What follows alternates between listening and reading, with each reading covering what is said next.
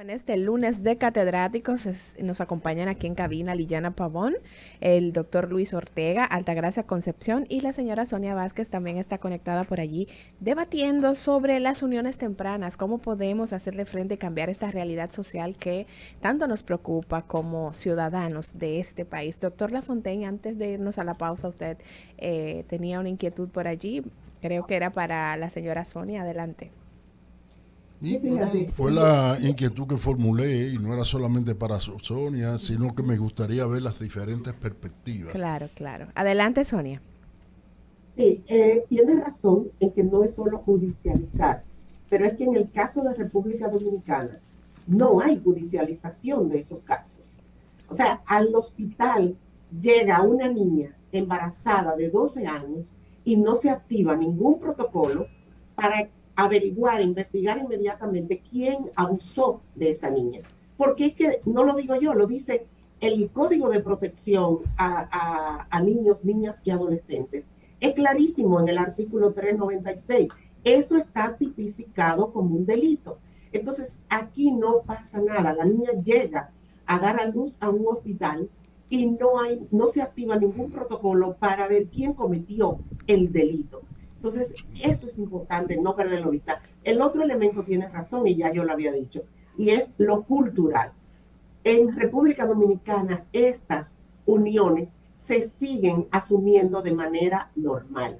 Afortunadamente, desde el gobierno dominicano, y después de derogar las excepciones para los matrimonios tempranos, se definió una política nacional para la reducción de los embarazos y las uniones tempranas.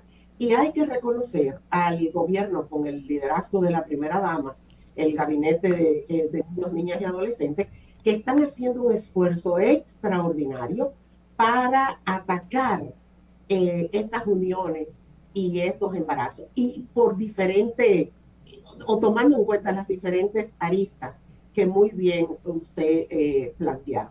Pero hay algo. El trasfondo de toda esta situación es la tremenda desigualdad, ¿verdad?, de nuestro modelo de producción, de nuestro modelo de relacionamiento social. Entonces, por más que se judicialice y por más que se medicalice, pudiera esto, en este trasfondo de desigualdad, solucionar el problema, que es donde yo veo que instituciones como el fondo no hacen hincapié, no nos orientan, no nos asesoran en ese sentido. Es como que si la desigualdad para ustedes no existiera. Bueno, yo creo que, déjame responder rápidamente. Todo esto yo partí, no sé si usted me escuchó al principio, de dónde se ubican la mayoría de los embarazos. Sí, O sea, sí, sí, y sí. tiene Sí. que ver con pobreza. Y pobreza es desigualdad, porque la República Dominicana, también contrario a otros países que crecen económicamente, en el caso de Dominicana ha habido crecimiento económico sostenible. Sin embargo, la brecha en términos de desigualdad social no se ha, digamos, no ha crecido al mismo ritmo. Entonces sí hay un problema aquí que tiene que ver con la desigualdad y con la pobreza. Son estas niñas las que tienen menos oportunidades, las que primero salen embarazadas o son embarazadas, que no salen mágicamente, sino son embarazadas. Fíjate que en el caso de Dominicana, la tasa de fecundidad, que son 92 nacimientos por cada 1.000 niñas de 15 a 19 años, porque las estadísticas en tasa de fecundidad no recogen todavía las menores de 15 años. Y nosotros duplicamos la tasa mundial, la estamos duplicando. O sea que Eso para vergüenza de eso, la República Dominicana. Luis Ortega. Miren, yo quiero hacer dos acotaciones y luego le voy a dar paso a la licenciada. Totalmente de acuerdo con usted. Yo creo que está muy mal enfocada ahora mismo la situación a solo creer de judicializar y de medicalizar la situación. Hay que ir al fondo, que al fondo es tanto la parte social como la parte de formación de los niños y de los adultos que tienen hijos para evitar esta situación.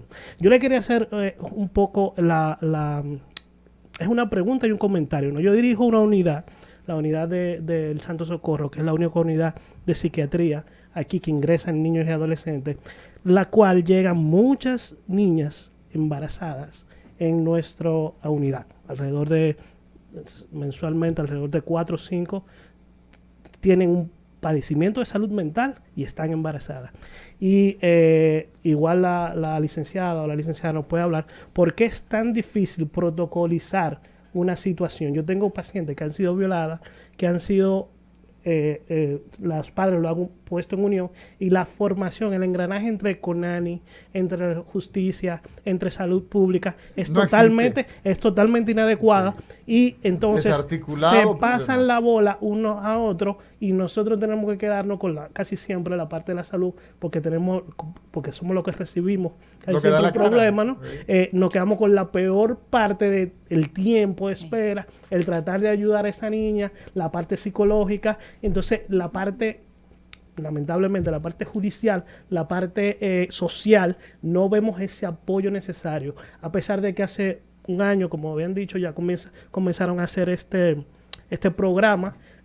Por lo menos yo, que dirijo una unidad, no sé por dónde están enfocándose esas políticas de prevención. A mí me encantaría saber cómo lo están enfocando para nosotros poder también ayudar a esa situación. Liliana Pavón. Sí, muy bien. Con respecto a la primera pregunta de la parte cultural, yo creo que es vital hacernos una pregunta. ¿En qué momento de la formación de la masculinidad es que se está dando tanta atención o tanta preferencia del hombre hacia la menor de edad? Eso es una parte cultural importante, no solamente de política pública ni de aspecto económico, esa atención. A veces nosotros hasta en la música relajamos mucho con el término de las menores, que es un término que ya quedó desfasado, que sabemos que no debemos utilizarlo porque es despectivo, que debemos utilizar niñas y adolescentes. Es ilegal, lo primero que es ilegal. Y se pone de moda como una forma de indirecta de fomentar la atracción hacia la menor de edad, hacia la niña y la adolescente. Entonces, ¿en qué momento se da esa atracción del hombre adulto hacia la mujer? Nosotros tenemos que trabajar eso en la formación de los niños, cuando van creciendo, de lo contrario no lo vamos a cambiar. Yo he trabajado desde el Ministerio Público, trabajé casos desde la Procuraduría Especializada de Trata y desde la Fiscalía de Herrera, con niñas víctimas de trata y víctimas de explotación sexual, así como también de violación. Y en 2 o 3 de esos casos, una de las consecuencias fue el embarazo infantil, pero no significa que el código me ayudaba a mí como fiscal en ese momento a procesarlo. O sea, yo no tenía las herramientas necesarias en el código que contamos actualmente. Entonces, para demostrar que era una violación. Para demostrarlo. En uno tuve que procesarlo como trata de personas porque era un matrimonio, pero no había explotación sexual. Y el código del menor solamente me da el término de la explotación sexual. El código penal me da violación o me da seducción. El seducción habla de extracción de la casa, que es casi lo mismo que trata. Entonces, eso es un aspecto importante. Hay que trabajar lo cultural, pero también fortalecer la parte legal, porque al momento de que llega a un hospital, el protocolo debe activarse. Sin embargo, y ahí respondió su pregunta, no vale de nada que el protocolo sea un librito y que nadie lo conozca. Hay una acción clave, y es llamar a Línea Vida. Una llamada a Línea Vida te abre el proceso. ¿Qué Línea Vida? Tarda. Ese es el problema. Son la misma cantidad de fiscales que sí. Liliana, ¿qué es Línea Vida?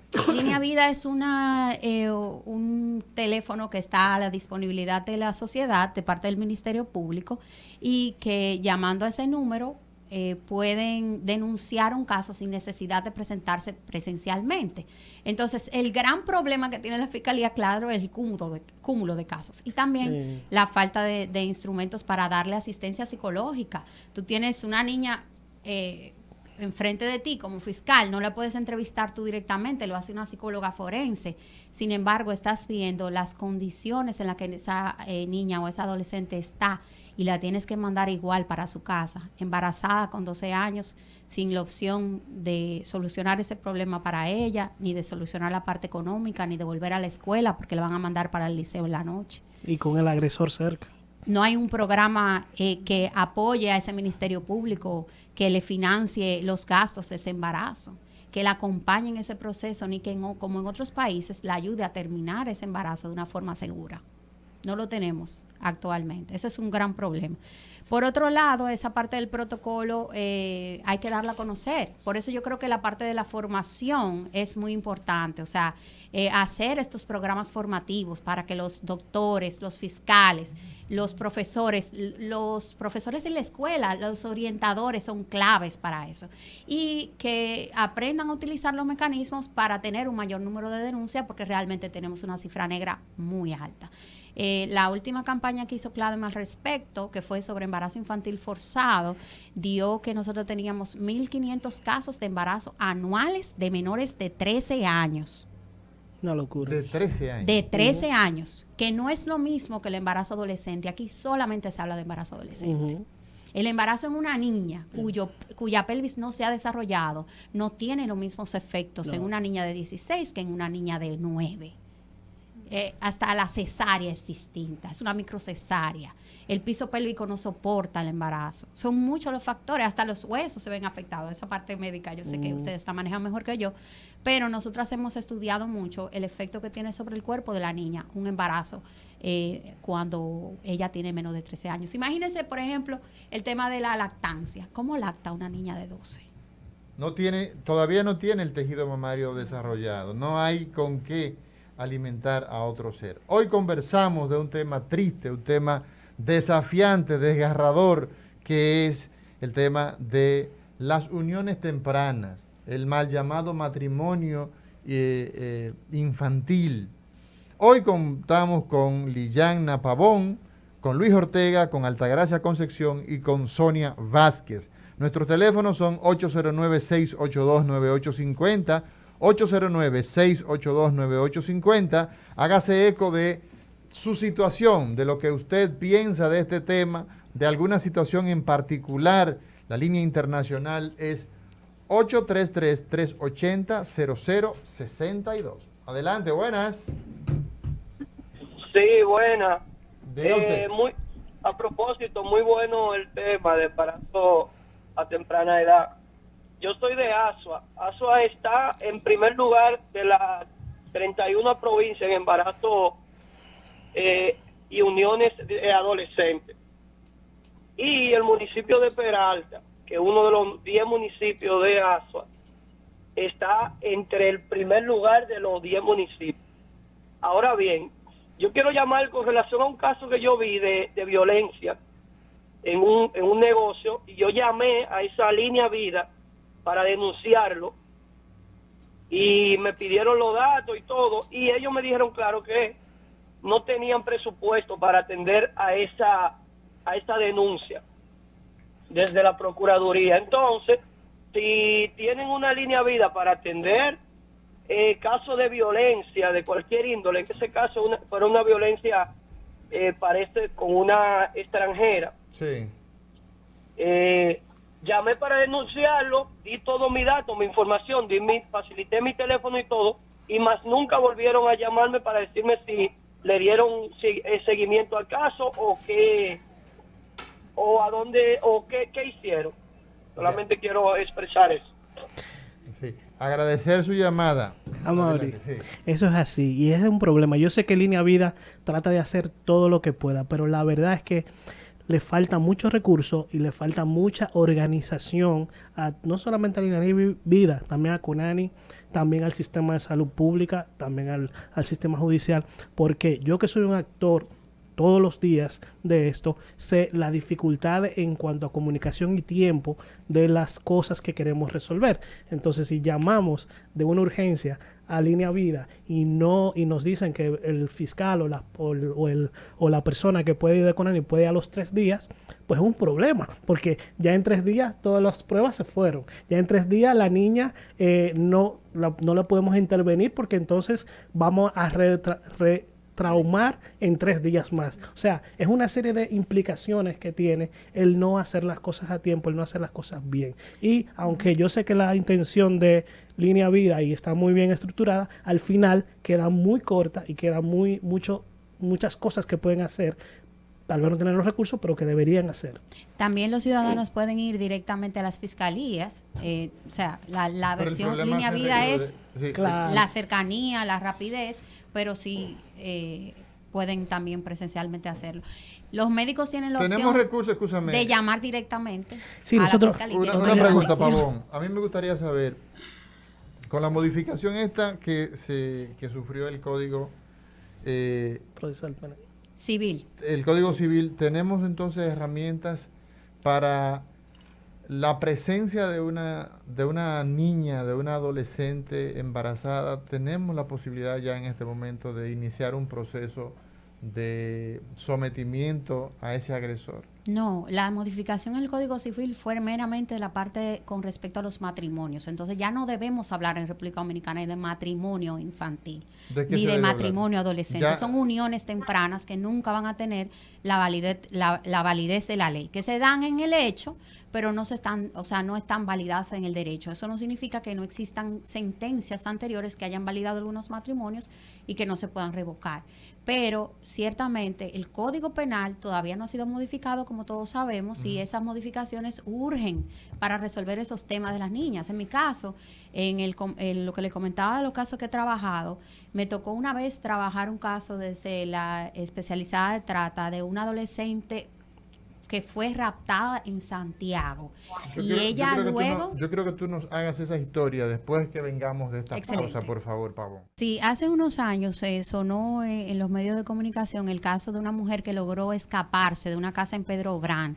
Ella tenía 6 hijos con una persona que se la llevó mientras ella era adolescente. Su tía se le entregó a este señor. Ella entendió que era la mejor opción de vida que tenía para su sobrina y él la trancó, aunque permitía que los hijos que fueron naciendo fueran a la escuela. La madre no podía salir del lugar. Inclusive muchas veces ella daba luz dentro de la casa y no podía ni siquiera acompañar a los niños a la escuela. Era una situación de violencia bien fuerte. Pero el último niño, cuando nació, él le practicó el parto dentro de la casa y murió. Entonces, ese niño fue enterrado en el patio y eso como que la traumó mucho y por eso ella decidió escaparse con los otros niños. Y ahí recibió la asistencia de la sociedad. ¿Cuántos casos más tendremos como ¿No? ese? Y también el contubernio de la familia. Vamos a ver qué dice la gente. Muy buenos días. Adelante, buenas. Sí, adelante. Sí, buenas, Amaury. Un abrazo para ti y para todo tu equipo. Gracias. Un especial para tus invitados. Gracias, adelante. Sí, con relación al tema, señores, permítame contarle algo breve y luego hacer una pregunta. Resulta que en una reunión de amigos, en una escuela en Massachusetts, jugando baloncesto, llega un inmigrante nuevo, un adulto ya, y veo como Francisco, mi amigo, le advierte a él de la siguiente manera: oye, fulano, yo sé que a ti te gustan las menores, tú eres loco con las menores, pero aquí ni la mire, ni le tope, porque va a coger cárcel y de la grande, y te va a tocar tu deportación. No sé si era con todo el mensaje, no lo sé, pero escuché esa advertencia de un profesor, porque el profesor de una high school, a esa persona. Mi pregunta es la siguiente: así como hay factores, por ejemplo, económicos, de pobreza, educación, etcétera, de protección de las niñas, de la justicia que no funciona, por lo menos en este país, ¿cómo podemos trabajar con ese adulto que tiene ese comportamiento patológico, aberrante, de seducir a menores de edad, haciéndole pobreza y cosas así? ¿Cómo podemos trabajar en él? Ya hemos trabajado en la niña, en la adolescente, ahora en él. ¿No hay algún programa de advertencia general que sepa las consecuencias? Porque ellos saben que van a caer presos, van a tener problemas, entonces aún así lo hace. ¿Cómo se puede trabajar con estos patológicos? Lo escucho en el aire. Altagracia, Concepción. Gracias por la pregunta. Yo creo que sí, que nosotros tenemos que trabajar con las personas que abusan, porque estamos dejando de lado esa población. Aquí hay un centro, el centro de la Fiscalía, que trabaja con hombres, pero no hay un programa estructurado a nivel general que ayude a estas personas a rehabilitarse, ayudarse a que cambien su comportamiento. Es verdad que muchos no lo van a hacer, pero hacemos un esfuerzo. Yo creo que aquí no hay programas para eso, para ayudar a estos agresores. Yo recuerdo una vez que me llevaron un paciente, era una familia, el papá había abusado de la niña. Y la esposa me dijo: yo quiero que usted vea a mi esposo.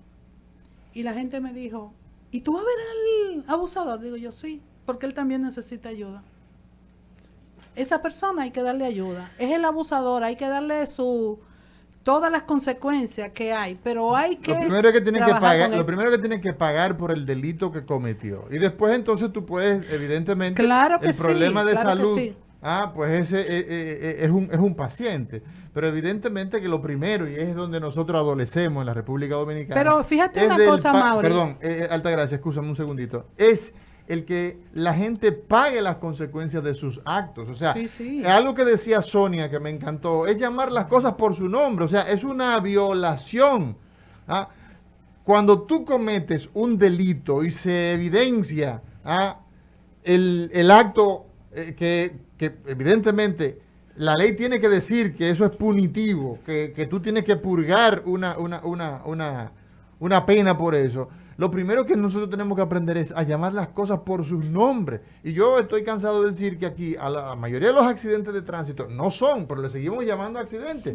Entonces, una gente va calibrando una motocicleta, divirtiéndose probablemente, y mata a una señora sobre la acera y se tipifica como un accidente. Entonces, evidentemente que ciertamente estas personas necesitan recibir atención profesional. Sí, pero oye lo que pasa, cuando a una persona se toma presa porque hizo un abuso, se lleva ¿a dónde?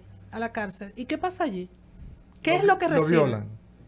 O le dan una fiesta. Todo lo negativo, y es verdad que tiene que pagar lo que diga su la delito, ley. lo que diga la ley. diga la ley. Pero también, ¿qué es lo que aprenden? Reeducación. O muchas veces no le dan la condena completa. Yo conozco casos que han abusado de niñas y salen a los 2 años. Miren. Entonces, ¿cómo sale? Peor y detrás de la niña o detrás de la persona que vuelve a revictimizar, le reincide, pero esa persona no ha recibido una educación que le permita a él cambiar sus actitudes y conducta.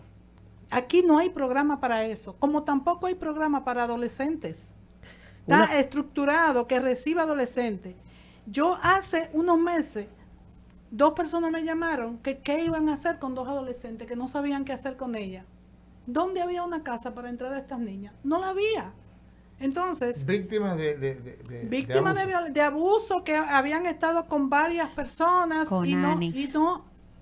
En Estados Por Dios. Unidos y en Europa. Nosotros invitamos para este encuentro a Conani, nos fue prácticamente imposible. Siempre nos colaboran, pero lamentablemente en esta ocasión no pudimos contar con ellos. En Estados Unidos, una acotación nada más, en Estados Unidos y en Europa y en otros países desarrollados, vemos cómo estos violadores, estos adultos, son tipificados socialmente en el entorno. ¿Qué hacen?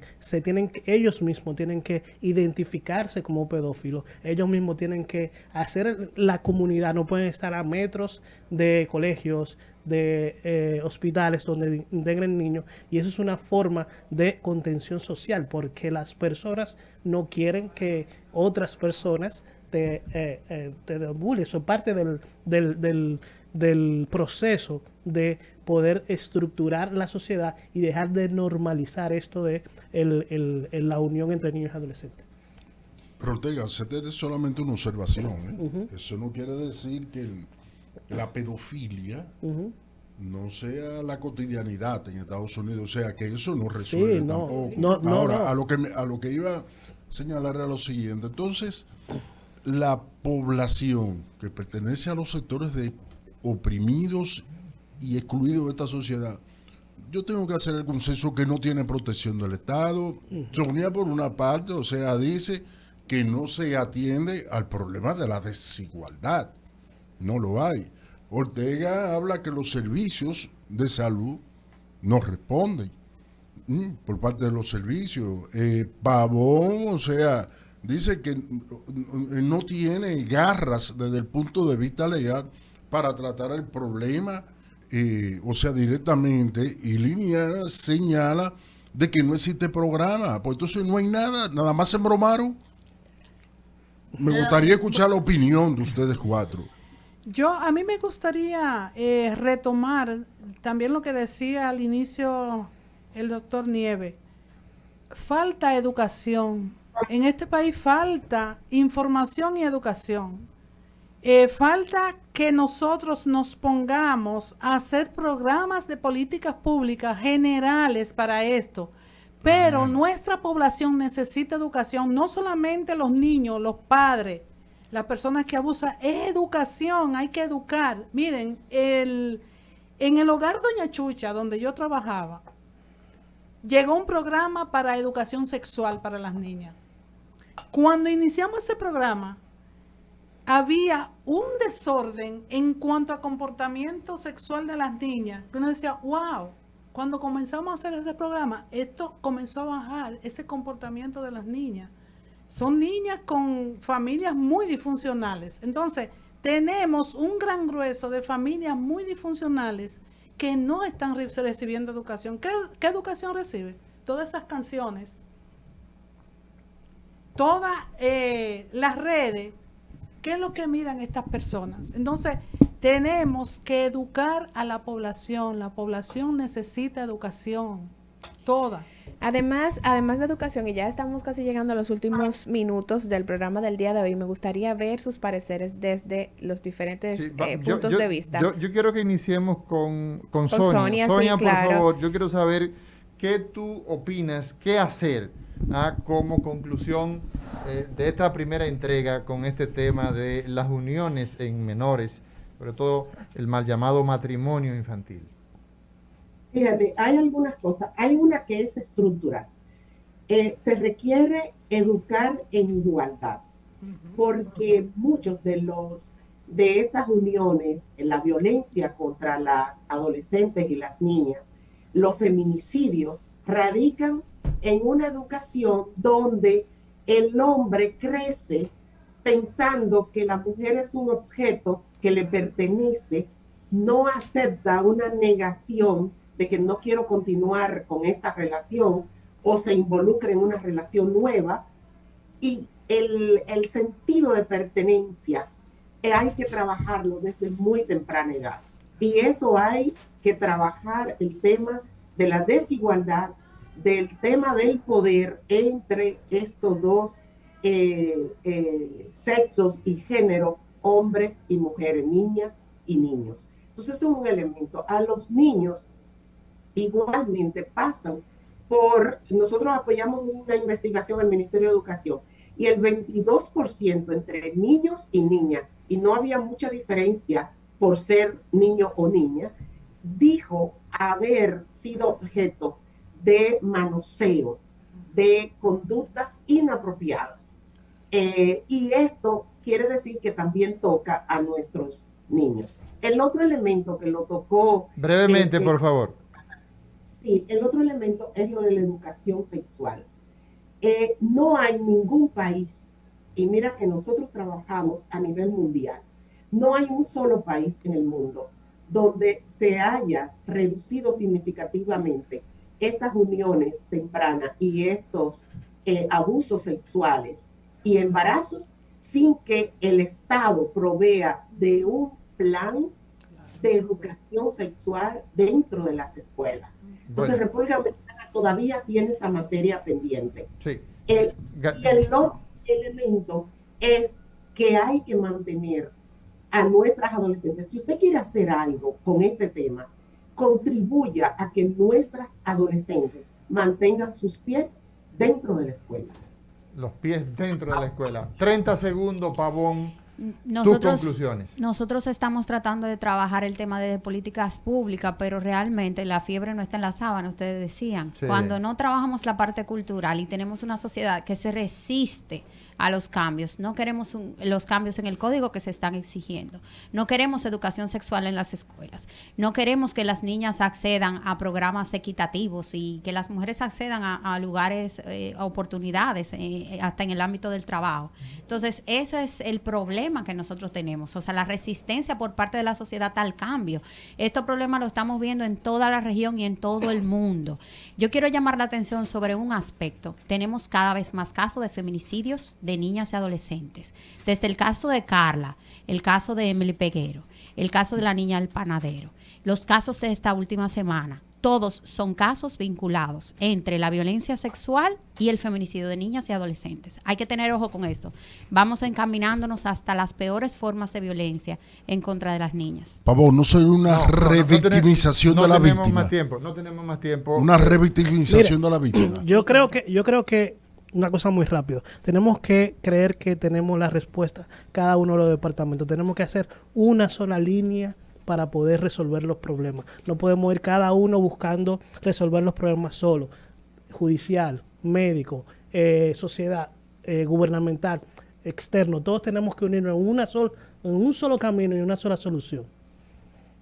Yo pienso también, igual que el doctor, que tenemos que articularnos, tenemos que buscar salidas, pero es junto, todos somos responsables de lo que está pasando con nuestra niñez y no nos hagamos de la vista gorda, tenemos que poner nuestro granito de arena para contribuir a eliminar toda esta problemática con los adolescentes que van a ser los futuros hombres y mujeres de mañana.